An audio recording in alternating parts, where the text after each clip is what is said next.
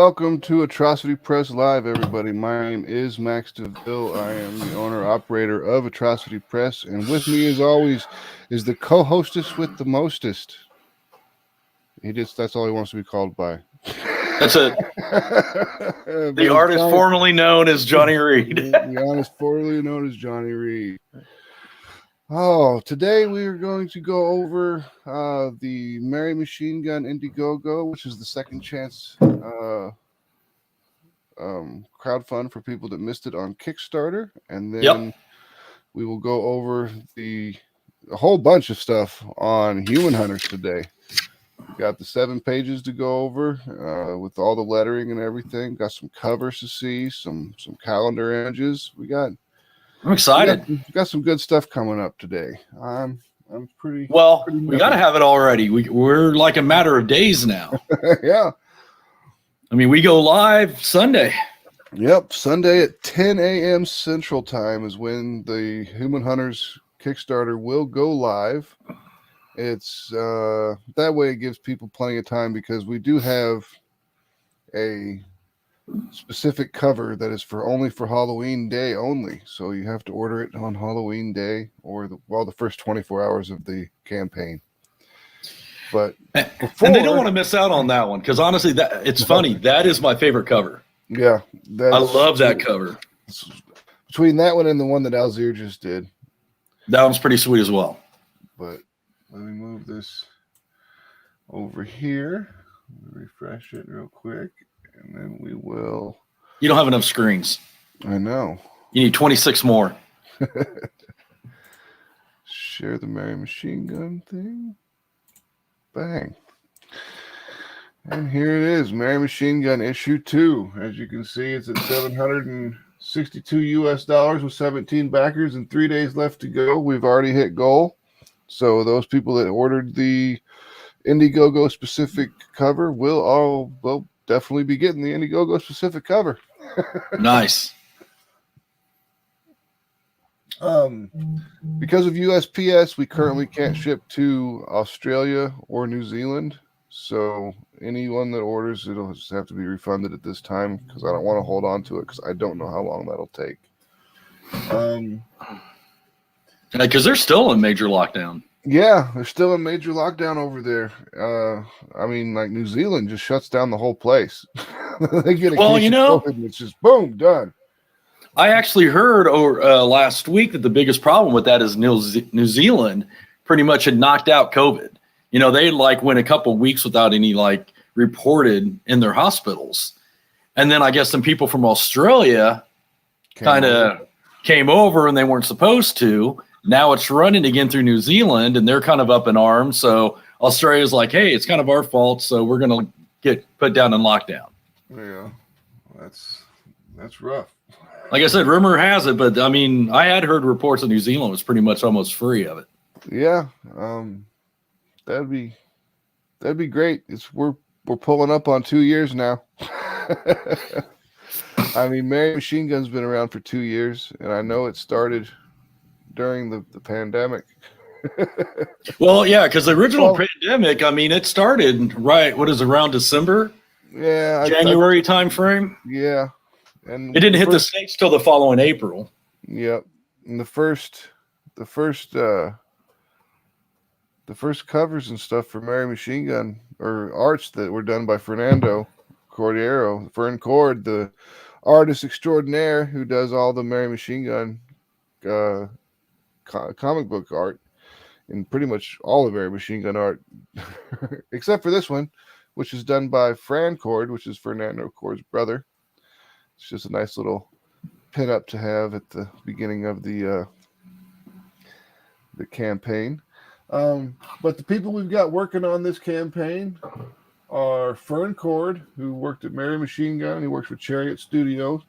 The flat colors are by his wife, Carol Cord, who worked on Mary Machinegun and Neo Tokyo, The Truth is the Virus. It's written by myself and Johnny Reed, which I stole Johnny from the corporate world, and he moved into the comic book world. That is true. That is true. And the lettering is being done by SK, who's done Listener, XCT, and the Camelot Gang. This book's going to be a lot more action than book number 1 was, and there was plenty of action in book number 1. But book 2 is definitely full of the action. All right, and a lot of people want to know, who is Mary Machinegun? And Mary is a member of the Templar Order. She's tasked with hunting the supernatural in order to keep humanity safe. After destroying a vampire, she is tasked with going undercover in a small town in Kentucky, this time to hunt an entire pack of werewolves. While she conducts her investigation and hunt, she finds herself surrounded not only by the evil of the supernatural, but by the most evil creatures of all, mankind itself. Will she accomplish her mission, or will she fall under the spell of the evil that seems to permeate humanity to its core? Dum dum dum. Preview pages. And that's the most important part, because you get to see what you get to read on the inside. I can't make it any bigger, or I would, so you could read the pages. Because if I zoom in, it just starts causing spasticness. There we go. But you get the idea of what the artwork actually looks like, and the quality of the content. Oh yeah, the artwork is just just amazing. I mean, Fernando's artwork is definitely on point. But this starts off with a flashback. Mary's in 1767 in France, hunting the beast of Gévaudan, and she is going to meet up with a hunting party at a chateau in the mountains in the south of France. When her chariot gets jumped by a group of bandits who get taken care of by Mary, no problem. And she takes her horse and gets the hell out of Dodge so she can get to the hunt, because when you're a Templar, you train with one other person, which is Charlotte, which is this girl right here. So they've been training together for over 100 years, or over 100 years. And then at the very end, they're given the same exact mission, and whichever one completes the mission first becomes a Templar agent, and the other one kind of just gets stuck with the needs of the order, which could be anything from a janitor all the way up to like a military police style thing, which is what Charlotte ends up being, is internal police for the order. So it's really survival of the fittest. Yeah, it really is. I mean truly. That's the way they want it to be. I mean, look at that. Look at that chateau. That is awesome. I mean, all the colors, the sky, the tree line, just the detail, the windows, detail on the windows, and the pinnacle, the parapets, and all that stuff. It's awesome. And then Mary shows up and tells them that she's late because she got waylaid, and these drunken hunters decide that they're going to go out there and find the people that tried to jump her, and she lets them, even though they're dead, because she's trying to save these people's lives from getting killed by this werewolf at the same time as she's hunting the werewolf. Yep. Then they have dinner, and Charlotte tells Mary that she'll do anything that it takes to become a member of the order, and she's already hired one group of I guess they'd be assassins. Mm-hmm. And she's hired another group to take out the entire hunting crew, so she can be the only one out there hunting the werewolf, because now Mary's got to take care of these guys from a guy named Diego. Learn about crypto. What are you doing? My phone just all of a sudden made a noise. I apologize. I had it turned on. I had it put on silent mode. I guess not. I guess not. And then this is where they are getting ready to go out on the hunt, and then they happen to run across the guys that were supposed to jump them have already been eviscerated by the werewolf. So that's the story that it begins with, and then it'll go through the whole slaying of the beast of Gévaudan and then it goes back to nowadays with Mary doing her investigation into the werewolves that are currently in Kentucky. You can get issue number 2 on digital for $10. You can get both of them, which is digital deluxe, for $20. Then there's the Fern Cord standard cover A. Then there's the Ed Benez, DC Superstar Ed Benez, cover B.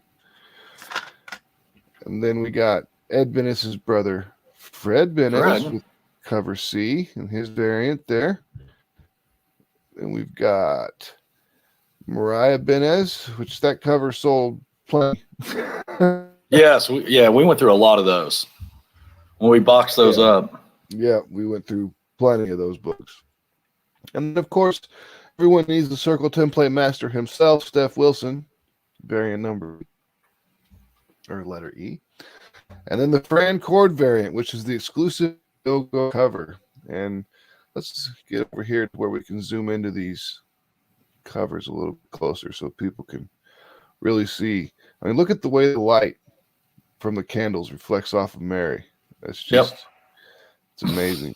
And you can, I was talking to RJ from Critical Blast the other night, and he's like, I can tell there's going to be a nude version of this just by the way where her hand is placed.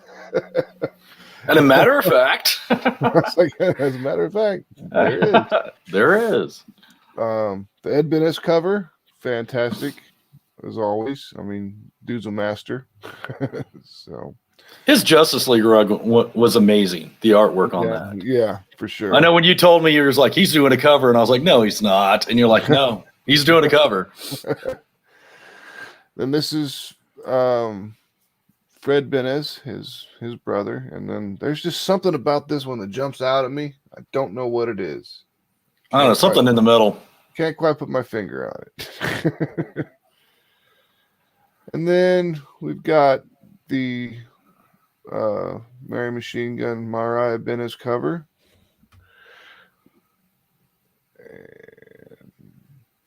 Can you imagine growing up in that household? I mean, just all three of them. It's like, really? I bet you there was some competition going on. And this, the Steph Wilson cover, the thing that makes it extra special is it's the first one where we put the trade dress down below. Correct. To make it fit well. And there is the IndieGoGo exclusive, which I'm going to share something else because we got one person that said that it was traced off of a Javier Charo cover, and I can guarantee you that it is not, because I've got the Javier, and it's right there. And then we go here and go back and forward, and as you can see, the right hand and leg are very similar in their positioning, but other than that, that's it. Her left hand her arm is straighter, her face is angled differently, her body's angled differently. Well, let's face it, if she was actually built like Mary, would be calling her Power Girl instead of Supergirl. Yeah.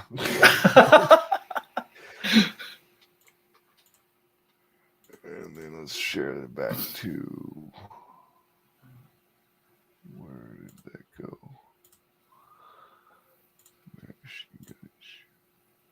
Pow. And so there we have it. That's a great cover. It is an homage to the Javier Charo cover. Don't get me wrong. They used it as a reference, and it's an homage to the cover, but it's not traced. We don't do that here. I mean, Fernando got really upset to the point where he laid the two over on top of each other and sketched everything out to show where all the differences were. And I was like, man, don't let people on the internet get to you too hard, because they're just gonna. It happens. Yeah. And then, of course, we've got the Mary Machinegun Reloaded, which is issue number 1 with new lettering done completely throughout by SK, which is just pump the lettering up to insane levels. SK is just freaking phenomenal. Oh yeah, it is. And then we've got a metal cover of the Ed Bennis book, which I have a copy of right here. Let me zoom in on myself. Wow. Pull it back some here. It's got a high gloss finish. It's metal, and they are numbered, individually numbered. This one is 10 of 10. I'm keeping this one for myself. But let me take me off the solo. But it does have that high gloss finish. I mean, like, you can see yourself in the book when you're holding it, looking at it. It's sweet. It's definitely worth the $60 to snatch it up. And then if you want to get naughty, here's the one that RJ knew was going to be a deal. And I have to let my dog in because someone let him outside. Hold on.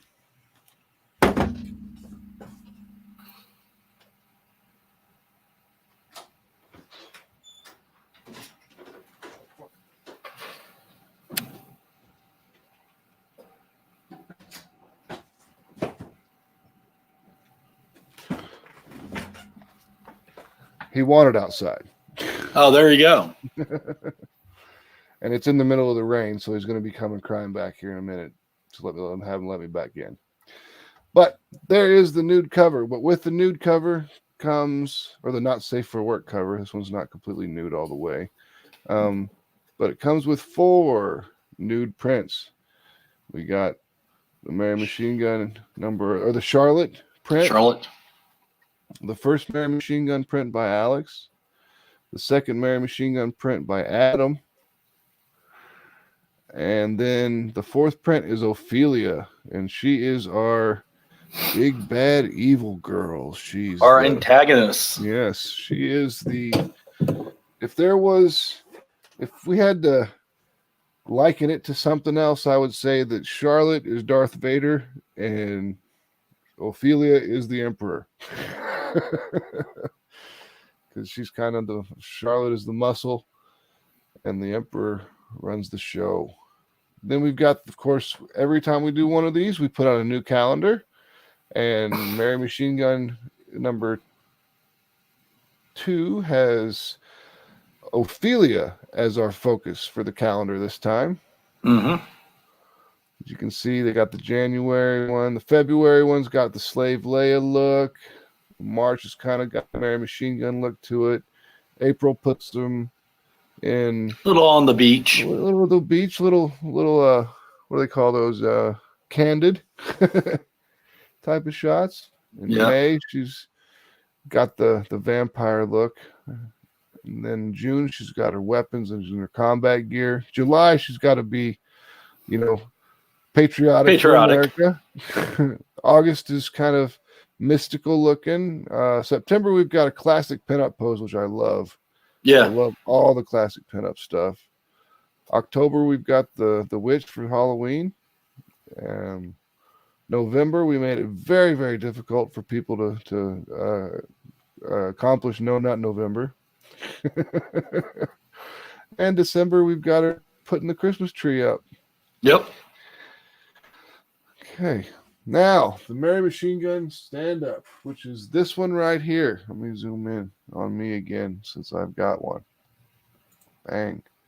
It's this one right here. It's $6, or it's $120. It's 6 foot tall. This one over here was the one from last campaign, and it's no longer available unless you can find one. Good luck, because we sold like 7. There you go. I've still got 2 that are unsold. So, but that is that's the cardboard stand-ups are some of my favorite stuff. That's why I get them made, just because I wanted them. But other people wanted them too, so it worked out good. Then if you want to go with our full Mary tier, you get the Mary Machine Gun cardboard stand-up, bang. You get the desktop calendar, which we just showed. You get issue 2 physical edition, the cover A, Fernando's cover. And you get Mary Machine Gun Reloaded physical edition. And the Mary Machine Gun Reloaded digital edition. And Mary Machine Gun issue 2 digital edition. So you get the digital deluxe. And all the little tchotchkes that come with it right there. The cards and the everything. We haven't made any stretch goals in the IndieGoGo, but that's fine. This was a second chance thing, and I understand that, it's not gonna be that big of a thing, but we still had to put them up there because I want to keep it fair, Yeah. Consistent. Exactly. If we do get to the bookmark, there's the bookmark by Adri Travaris, she's a fantastic artist. I love the way she draws her women. Comes out really well. She's been working with us for a couple of years now too. I love this picture so much I turned it into a trading card. As you should. Yep, that's trading card number 1. Trading card number 2 by Fern Cord. And trading card number 3 with Ophelia by Fern Cord. And of course we print with Comics Wellspring. So that is the Mary Machine Gun IndieGoGo. IndieGoGo. And then the tiers are on the side. All of our covers are $15, except for the Ed Benes cover, because Ed Benes costs extra money. That makes his a $20 one, which really isn't that much more. And compared to like most of these I've seen a lot of IndieGoGos where the books are $25 a piece. Oh yeah. So, we try to keep it affordable. Yeah, I try to keep it affordable because it is 42 pages. So it's almost a double book by itself. True. Then you can get Mary on digital with the digital deluxe. If you like all the Benes stuffs, we got the Benes triple threat, which gives you all 3 of the Benes covers in one shot. You can get the calendar with cover A for $40, calendar cover B for $40, calendar cover C, cover D, cover E. And then if you want the issue 2 naughty edition, it's $50 US. And we've got one person that's picked that up so far. And then the metal cover for the Ed Benes metal cover is $60. We got one of those picked up. And they go out in order. So I could have kept number 1 for myself, but I didn't want to do that. So we have 4 sold. So we got 5, 6, 7, 8, and 9 still available. Then the Mary Machine Gun stand-up. Then the full Mary is $180. And then the full Mary with the naughty version is $220 because we had to add the extra money for the naughty sticker or the naughty prints and all that stuff like that. So that by itself, all done. Mary Machine Gun. Back it now. Back it good. It's not going in demand on IndieGoGo. It will go just directly to the Atrocity Press web store at atrocitypress.com. And with that, I will close out the Mary Machine Gun stuff, and we will go into the Human Hunters stuff, which is we really want. What do you want to show first, Johnny? Let's start the first cover. Okay. Well, the Halloween cover. Let's do that.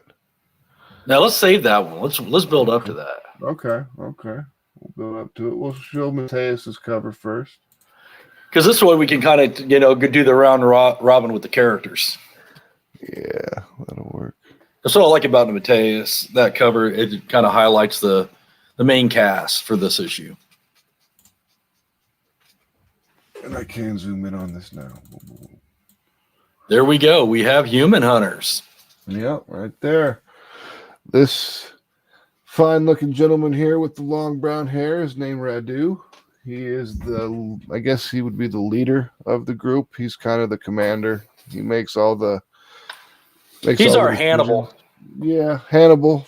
He's our Hannibal, the Monster A-Team. Which is basically what these people are, is the Monster A-Team. So sexy Monster A-Team, but still the Monster A-Team. Yeah, it's kind of, you take your classic monsters, you take your Fast and Furious, and you kind of take your Mission Impossible and you roll it all up and see what you got. Yep. I missed a link because someone didn't say. If you don't give Face or StreamYard's permission to use your name or something like that, it doesn't tell me until way later that a comment's been dropped. So let me go ahead and drop the IndieGoGo link, Mary Machinegun, into the chat as requested. Boom. And there it goes. There you go. All right.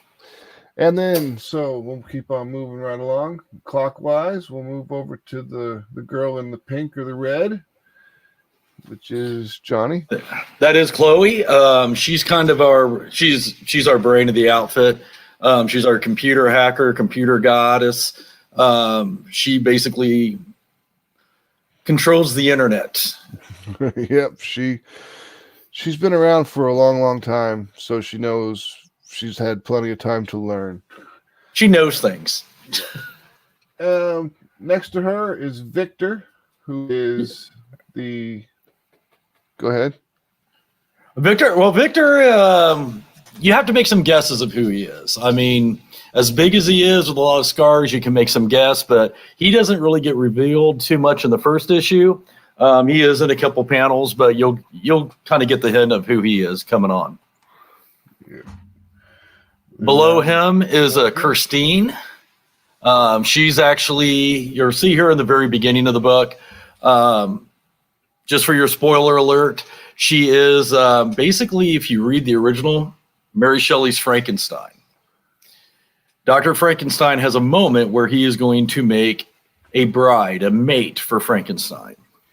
And he has kind of a, critical moment with himself, with his conscience, and he decides he does not want to bring another creature into this world.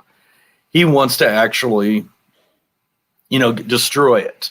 So he takes all the parts, he takes the body, he takes all his equipment, and he goes off in the boat and he goes out to sea. And of course, the book even documents there's a big, huge, storm coming. And that's basically where our book starts, is he's actually getting rid of this mate. We'll go in a little bit more detail because we're going to be showing those pages, but that's basically, she is the creation of Dr. Frankenstein that was technically never created by him. Yep. And then we'll move along over here to this wolf-looking fella. That is JC. He is our, not only is he the werewolf of the group, he is also our tracker. He is a Native American. Go team, Native American History Month. Is it Native American History Month? Yes, actually. Okay. But no, he's basically Radu's right-hand man. They're good friends, as you'll find out through the book, and they work together to do a lot of missions. You'll be seeing either Radu or JC leading the pack, so to say. Yep, leading the pack. Nice. I like the. Nah, you like that font? Yes. And then above JC is Dr. Montclair. That is our, as you can tell by the paint on his face, he is our house voodoo doctor. And you get to kind of meet him up just a little bit in the first issue. Just to let you know, coming up, we got some plans for some major origin stories for him. But yeah, he's going to be pretty interesting. He's another one of those. He's in a couple panels in the in the first book. Yeah. And then we'll move dead center to my favorite female of the group, Freya. Well, yeah, she's our. We don't really want to say too much about what she is. We'll just say that she's been around a while, and by the time you get to about issue 2 or 3, you really get an idea of what she is. Yeah. She's very mysterious in that way. Yes. I really like that. All right, so we got that. And So we're going to go start with our pages? Yep, I'm going to the pages now. I'm tagging them all and opening it up. Now I got to share it.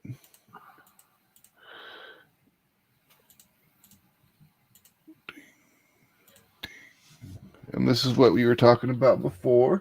Yes, this is actually, you know, the premise of where our book kind of starts. You know, because that's the one thing that I've always really wanted to do when we were working with these characters, because, you know, they are, you know, open for us to use. You know, you can take characters from Bride of Frankenstein, from, you know, Phantom of the Opera, Dracula, and use them, open properties.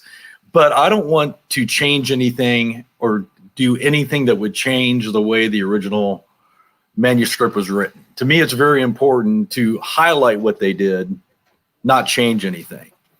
So in the actual book, this is kind of where Dr. Frankenstein throws the body into the water. Yeah, as you can see, the next. As you can see the body. Yeah. And he takes the body, he casts her out. You know, he no longer, you know, wants to be responsible. He feels responsible for, you know, the monster Frankenstein. And he doesn't want to have that on his conscience, creating two creatures, you know, or even having the situation that together they could create a monster race. Exactly. If I remember correctly, that was one of his main concerns. Yes. Was that they could create a race of monsters. Yeah. The one thing I do want to put out here, I mean, seeing it here is great, but I mean, when you can really look up close and really draw it in, just this work is beautiful. I love the coloring. Yeah. I love the artwork. I mean, just as you see her floating, you know, the light, you really get that sense of depth. You know, it's not just, hey, it's blue water. Yep. Oh, and this is actually, I think this is my favorite panel in the whole book. I tell you honestly, I love this panel. We have Christine floating in the water and the lightning strikes. So even though Dr. Frankenstein didn't want to create it, God had other intentions. Mm-hmm. And as you can see by the hand opening, which I think that's a great show of movement. Once again, the lettering is so awesome. Look, I mean, everything worked out just brilliantly. I was really excited with it. I was super happy with it all. And that's when she comes to life. The lightning. Yeah, that moment. the spark of life. And then there she is walking out of the ocean into the island where she. Yeah, once again, the coloring, just the look of the sky, you kind of have the light in the horizon. And then you know have Christine herself. I mean, it's just awesome. I mean, Dr. Frankenstein did a wonderful job putting this one together. Yes, he took all the best parts. The blues make it pretty beautifully dynamic, and it does. These blues are amazing. Yes, the colors are fantastic. And then we'll move to the next page. Yes, and that kind of is a jump. Our transition page, it just jumps from her being in the rain to her being somewhere else. And if you notice, if you know the paintings themselves, you can see that they're upside down, which right? Means that she, in fact, is upside down. Well, and this is our jump to modern day. And there's Cleo, as we discussed. She's our hacker. Basically, kind of the plot of this original book is the human hunters are tasked to go steal a Voss. You'll find out through reading the book that we haven't shared, you know, the reasoning behind it and why they are. But for the panel's sake and what we're showing here is they're hired to steal this Voss. Chloe's the expert on the computer. She's trying to actually turn off the security system. And Christine is actually, you know, coming in from a skylight or a ceiling, and she's trying to get the vase before the alarm goes off. As we go to the next page. Okay, we move on to the next page. Right. And this is when you get to see our neighborhood werewolf. This is JC, our Native American. Yes, sir. And the beauty of it is she says, "Should I wait?" Because they're wanting the Cleo needs time to take the alarm down, and she's like, "Should I Right. wait?" Nah. Where's the fun in that? And then she just yanks it. It's setting the alarm off. Yes, because she's our wild card. I mean, that's basically, you'll find out through working in it. She's always kind of the adrenaline rush. She's always wanting to do what no one else can do. Yeah, she's definitely the adrenaline junkie. Yes, by far. And then, of course, JC is the only one that can hear the alarm. Yeah. That silent alarm that only he can hear. Yep. And you know, and the good thing is they work together well. They're like, we try to do the dialogue like real people. You know, They give each other crap, but in the end they work together. Yep. Next page. Next page is the final page we're showing today. Yep, and that's JC's transformation. Yes, let me zoom in on that. That's one of my favorite. This is one of my favorite parts of the pages. I love that. I see that, and I immediately remember when I was younger, and I saw that first transformation in American Werewolf in London. Yes, and he's all the hands extending, and he's like, yes, and the slime. Because I mean, that was like the first time you really got to see a werewolf with practical effects changing, to that degree. And I was like, oh my God, that is so awesome. And I see that, and that's what I think of each time. Hey, Fran's in the chat. What's up? Fran's in the house. Raise the roof. See, the werewolf looks badass. That's right. And basically the whole concept and where we got the name of Human Hunters is basically comes from the idea that these are all monsters in lore. We've all grown up with them. We know their backstories. And, as we all know, in each one of their stories, they're always hunted. The populace is going after them for being different. They're trying to set them on fire. They're trying to kill them. They're trying to shoot them with silver bullets. And what we're really trying to convey is that they're not really the monsters. It's really the humans that are the monsters. They are really the depraved. Which is where the whole idea of Gothic literature comes from. The monster, correct? The sympathetic character. Yeah, but these aren't really sympathetic characters. They're kind of our avenging angels in a sense. Pretty much, yeah. and that's kind of and that's the concept of them, is that they are going after not humans per se. Like, they're not just going out. They are trying to find the worst of the worst. They are going out after the humans that are monsters themselves. They're going after the drug dealers, the pimps, the people that really are kind of giving humans a bad name, so to speak. Yep. So, which is fun. I mean, yeah, I love it. Me and Max sit down to write, and it's just like these stories just kind of unfold every day, and it's just so great to actually, create these characters and say, let's put them in this real life situation. Yep. What would they do? Here's a crime problem that we're having in the world today. So what would they do with it? And this whole book is one big heist. It's, what, 32 pages? Something like that. And I know it's past your everyday mark. Yeah, let me look it up. I know the first two issues are way past the 24 standard. Yeah. We just kept going and going and going. It's 34 pages. Yeah, 34. 34 pages of awesome. Yeah. Awesome heist. And if you like monsters, you like blood and guts, you like action comics, and you like Ocean's 11 type stuff, this is definitely on. Yeah. You should be on your radar for sure. All right, now let's check out these. It's terrible. It's like we got to be real careful. It's like we've already written several issues into this already, so it's like we got to be careful what we're going to reveal here. Like, what we know is not general pop, knowledge yet. I'll go to this end here. We going to the calendars? Yeah, we're going to the calendars. Nice. All right, share the screen again.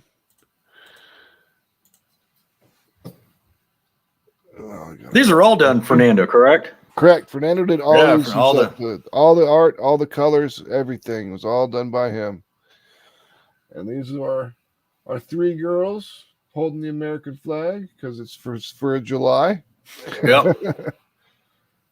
And it's obviously their clothing is missing, but you don't see anything. It's applied. Yep. I like this one real well. This is one of my favorites of the calendar shots. It's a good one. That's Christine there. It's Christine. Yep. I don't know exactly which month it'll be used for, but it'll be used for one of the months. Here's Cleo, who's sitting on a nice throne of awesome. Freya with the Ed Benez butt. Fernando is definitely getting very good at doing the Benez butt. Hey, we used to have a game at our comic shop for that.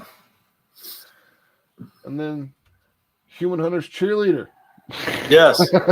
Another Christine. Can't go wrong with the Human Hunters cheerleader and a little upskirt action at the same time.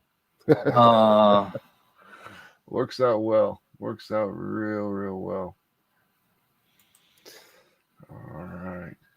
Now I want to get to these covers because we've got three of them to show off, but we've showed off the first one already.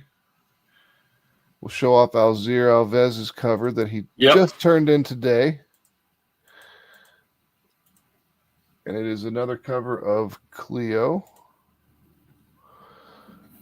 And if you can't determine what Cleo is by this picture, which monster she is, then I think you need to go back and read some books or watch some movies.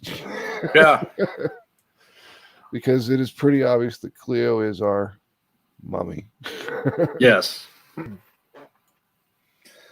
I love the Sphinx. I love the colors of the sun and just the way it looks almost like fire in the background.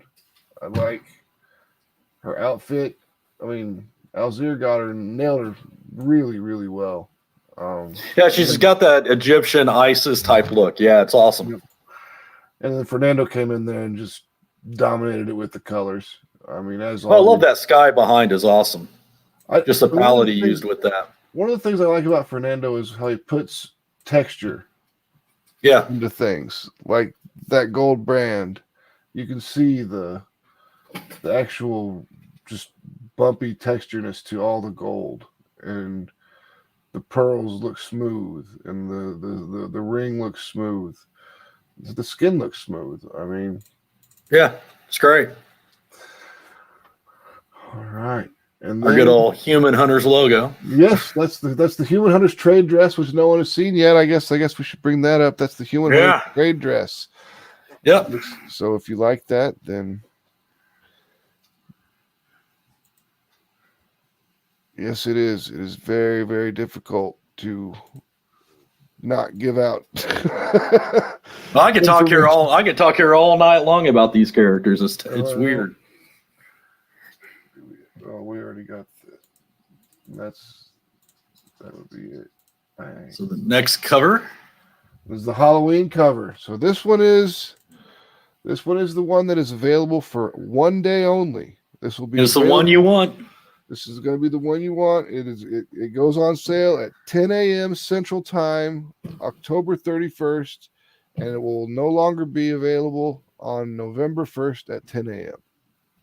And I will share the screen.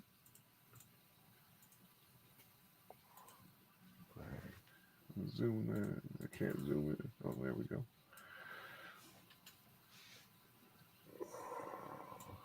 Is that JC back there? Who knows? That could be, yeah.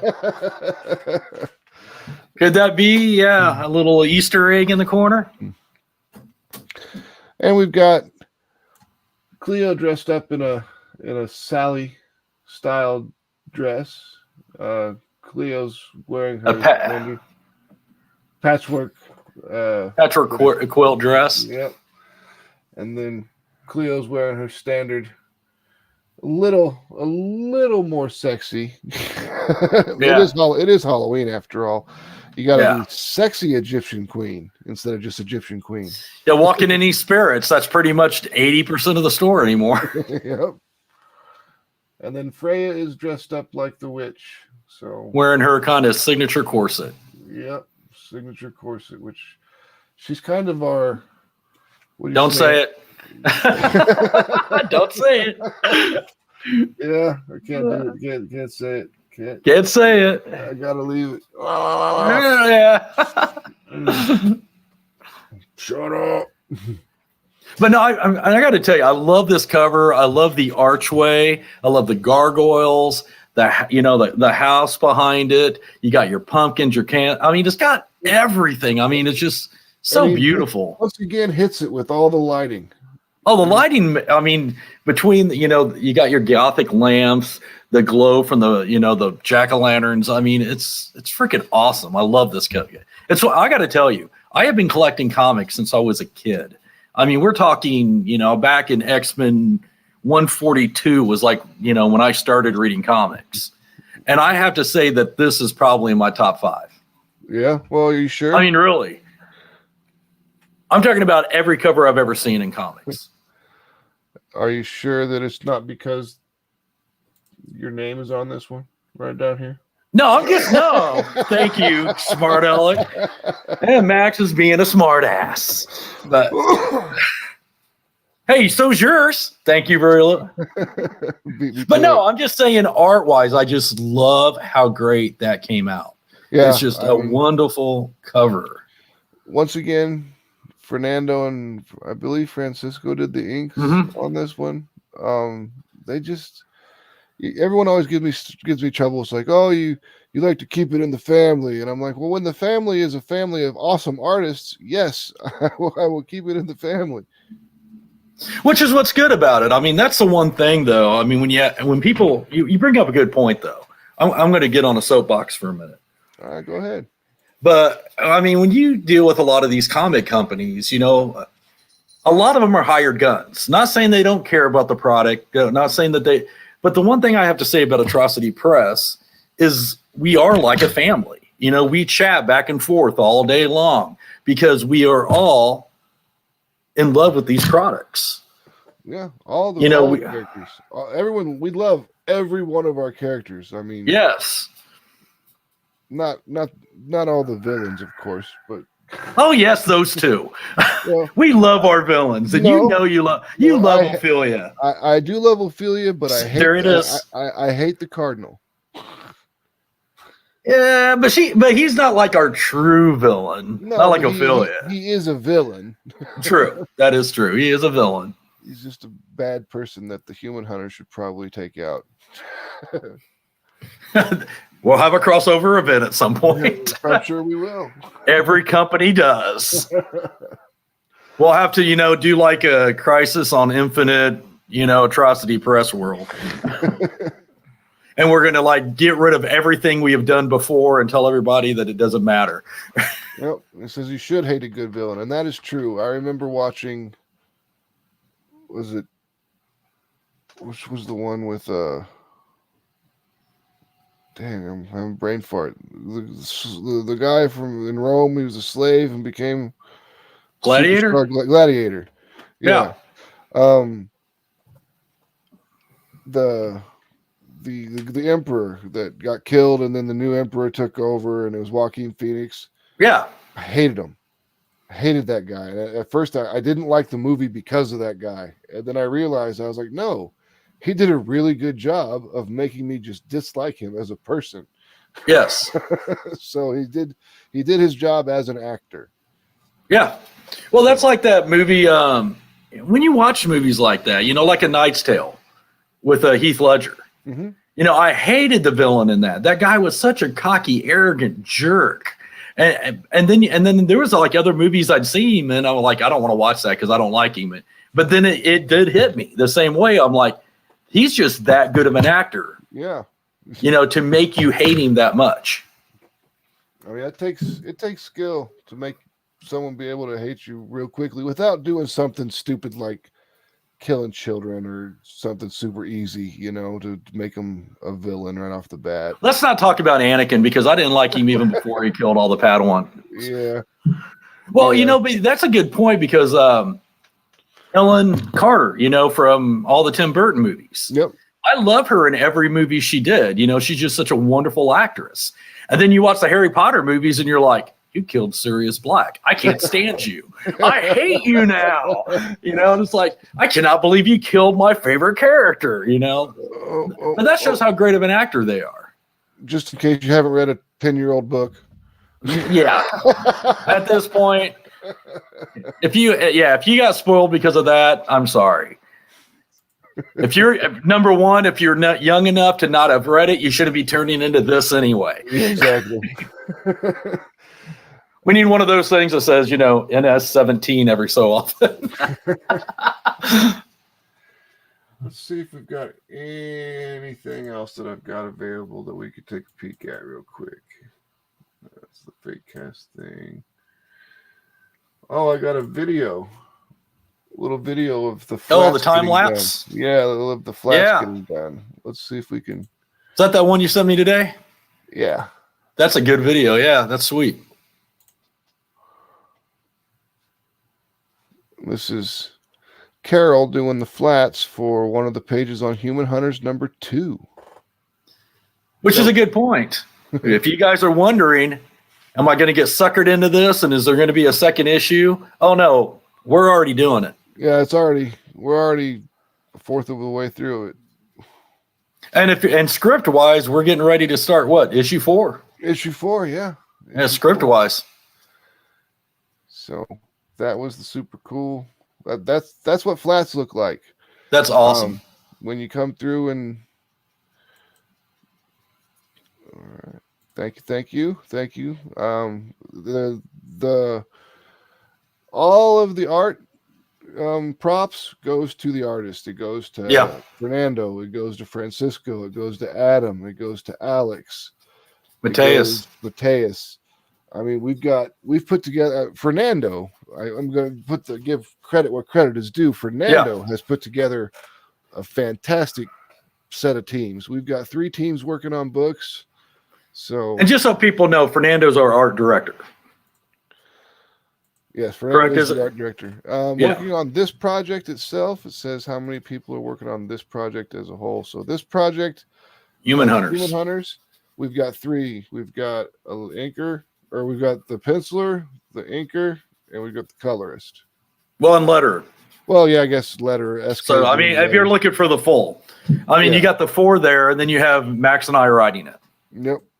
It's pretty much the same. It's standard way things get done. Is that like the Atrocity Press kind of standard now? It's the Atrocity Press standard, yeah. Comics the Marvel way. This is comics the Atrocity Press way. We'll do a novel here in about 10 years. Flying by the seat of your pants, just trying to figure it out as you go along. We got a pretty good system now, though. I mean, we've got it worked out really well. I'm really happy with what we've got.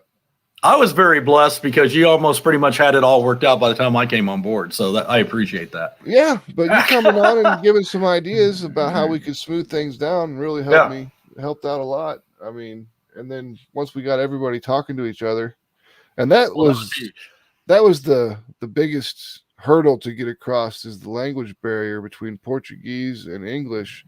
But for as much as I dislike Google,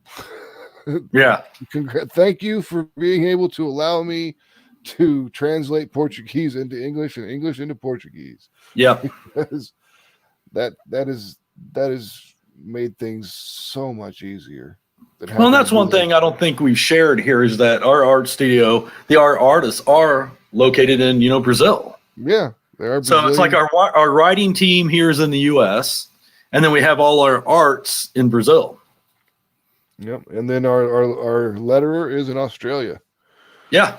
So we are worldwide. We are an international comic company. We're in the northern hemisphere, the southern hemisphere, and whatever they call when you split the world in half, the long ways, longitude. I don't remember. I don't remember what it's called. Right. The, Northern and southern hemispheres. well, the East and and Western. West. I Yeah. can't remember what it's called. But maybe someone in the comments will straighten this out. Yeah, that would be awesome.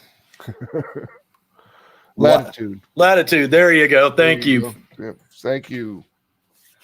I don't know who your name is because it just says Facebook user to me, but thank you very much for helping us out. Yes. Latitude. Yeah, we're kind of coming up on our mark, but we really want to take a few moments to thank you guys who have tuned in, left comments. We appreciate it. Or if you're watching this on the replay afterwards, make sure that you stop by the Human Hunters page, which I will now post into the chat. It'll let you sign up. Basically, you just hit the button that says notify me, and then it'll email you when it goes live. So about 10 o'clock in the morning on Sunday, you'll get an email saying Human Hunters is now live, and you'll be able to go back it and get your Halloween cover if you really want it. Well, and are we not doing an hour special show for that? We will be doing a special show for that. Yep. We'll be doing the special show from 10 to 11. And then later that night, I will be on with Niobe and friends. I think maybe 6 p.m. We'll work it out. We've got some more days to figure it all out. I don't know what Larry's schedule's like. So is that for Human Hunters? Yes, it'll be for Human Hunters. So cool. if you want to be there, you should be there. I will be there. It's kind of my job now, right? Exactly. All right. Well, we are pulling up onto the 9 o'clock hour, so I'm going to go ahead. Niobe Comics rule. Nice. I know who it is now. Yeah, we know exactly who that is. Yeah, but Johnny, anyone wants to get in touch with you, how do they do so? Because I know that you've not only got you got a digital footprint, but you've got a physical footprint as well now. Yes, I do. Motor store. I mean, you guys can get me all through Facebook and Instagram, of course. Just go out there and do a search for Johnny Reed. I also own my own comic shop, Brute Squad Entertainment in Kansas City. So you can go find our Facebook page. Website's coming soon. If you go out there, it'll just say, coming soon. And Max, I think you got our email set up, didn't you, for Atrocity Press? Yep. Emails are set up. Everything's all set up. So you can reach them at johnny.reed@Atrocity Press. You can reach me at max.deville@Atrocity Press. Yep. You can check us out on the Instagram @Atrocity Press or @Mary Machinegun. You can check us out on Facebook at Mary Machinegun, or there's a group that we have that's Atrocity Press Comics group. That's the best way to really interact with us, because Facebook has made pages basically redundant. They're just pointless now. They're difficult. They don't get any. You don't see anything from pages anymore. You only see stuff from groups that you're in. Likes don't matter anymore in the algorithm, from what I understand. Right.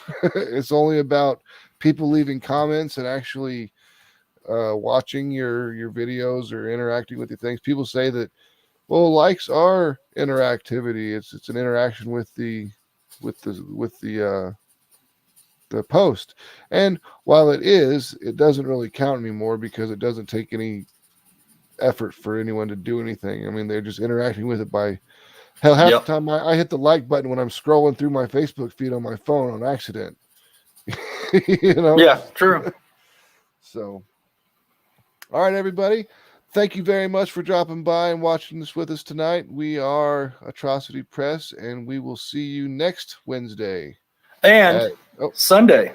And Sunday at 10 a.m. Central Time. Yep. So, everybody have a fantastic evening, and I don't have where did it go? Looking for the outro. Yeah, I'm looking for the outro. Oh my God. Here we go.